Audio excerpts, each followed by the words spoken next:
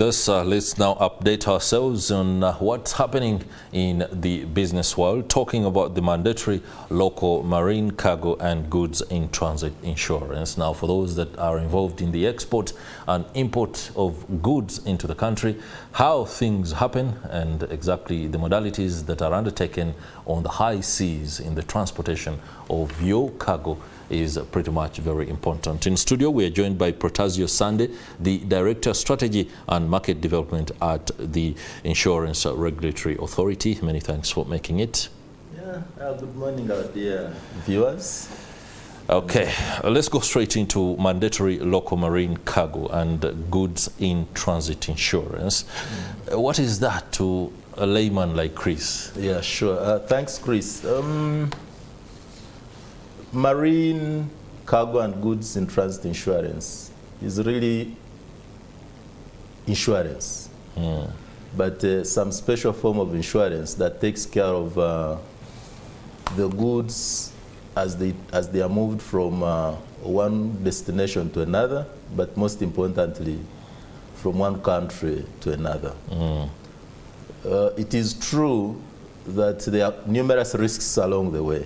If you are moving on the sea, if you are moving by air, there are numerous risks, and studies have demonstrated that many traders have actually been moving without insurance. But even those that have been insuring have mainly been insuring with foreign insurance. Yeah. And that has had significant challenges.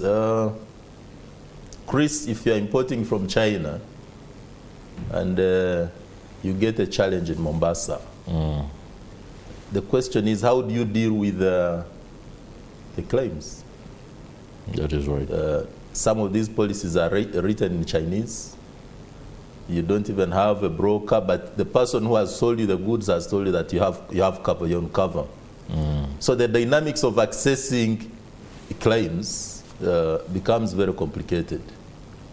And cognizant of that, the Insurance Act, Cap 191, provides for, recognized that challenge and provided for a solution. Specifically, Section 8, subsection 2 and 3 require that all goods and risks which are local here, including the goods destined to Uganda, that now covers imports as well, should be insured by a company licensed here. Licensed here, yeah. And the thinking was that if you're an importer into Uganda and you have a challenge, it's much easier to deal with a Ugandan insurer because they will understand your language, they're accessible to you, they appreciate your realities. They appreciate your challenge. They are part of the journey. Okay. And that section has predominantly not been enforced over the years, but very recently we are directed by the Minister of Finance, Planning and Economic Development to ensure that that section is complied with. And as such, the mandatory now marine cargo and goods in transit insurance. How is the implementation and enforcement of this? I know you've already talked about the fact that local insurers are the ones that are going to be taking care of this, but break it down for us, especially the local guys who are dealing in this business, who might find it a little bit difficult to onboard. Okay, thank you, Chris. To make it easy, we've identified key stakeholders. One of the most important stakeholders is Uganda Revenue Authority, because we know that they clear goods before they enter into the country and the customs. And that now would make it easier to use that same existing framework to enforce the marine cargo and goods in transit insurance. And to make it easy, we have developed a system which we have integrated with the URS system, the customs clearance system. And as the customs officials are checking, they have been enabled also to check whether this particular importer has actually a local insurance certificate.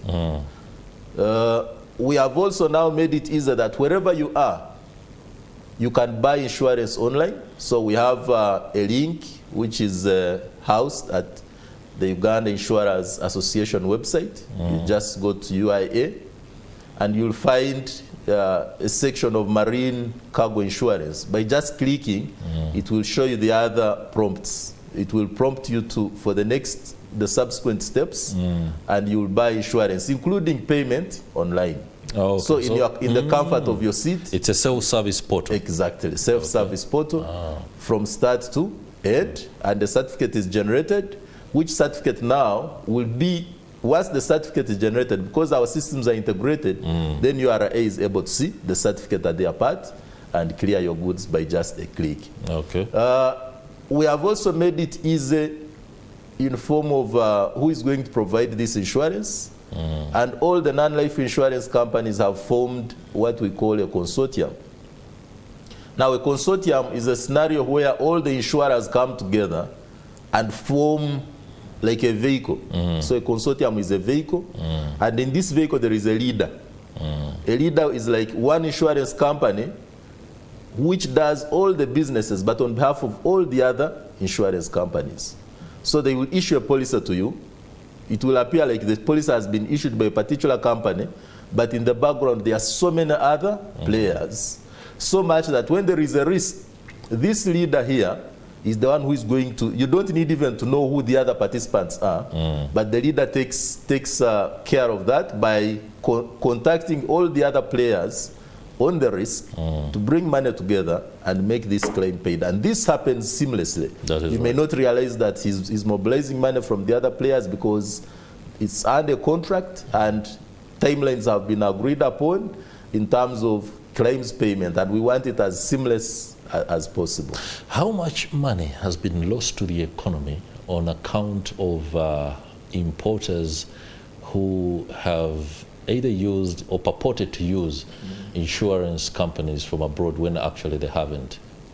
I think it's really a lot of money. There are both direct and indirect losses, or costs for that matter.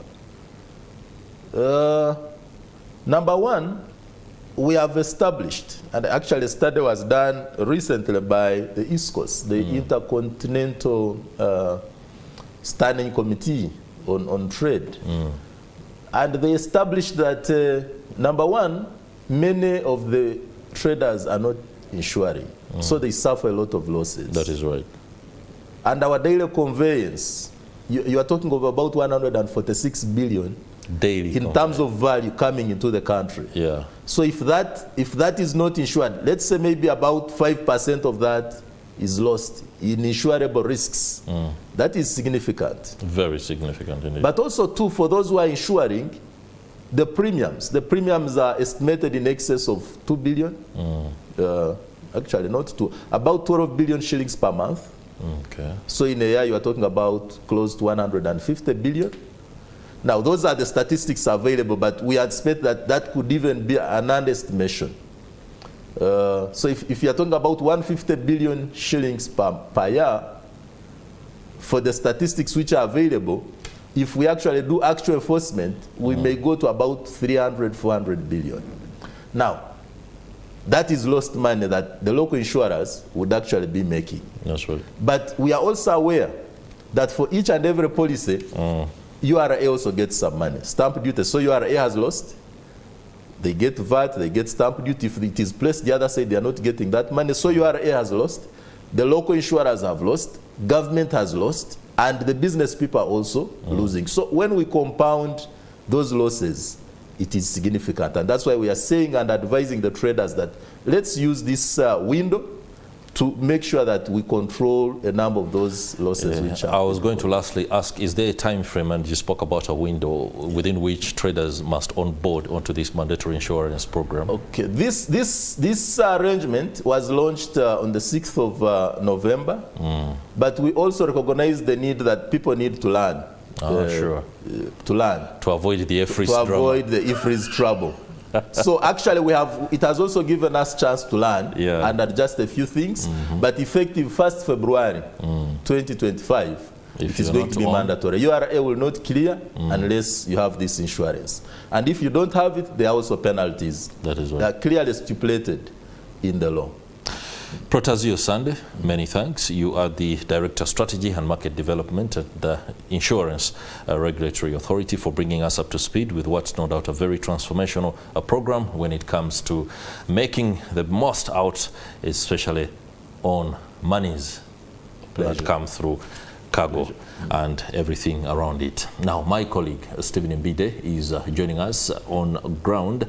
He is sampling the temperature, especially in the public transport sector, as Ugandans do prepare for mass exodus into the villages